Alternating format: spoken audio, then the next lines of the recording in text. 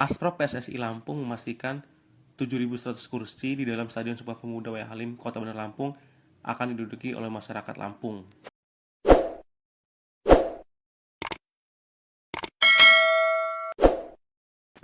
Untuk menyaksikan peresmian Bayangkara FC di Provinsi Lampung. Dari Pak Kapolri, insya Allah konfirmasi akan hadir bersama rombongan PJU dan juga 13 Kapolda.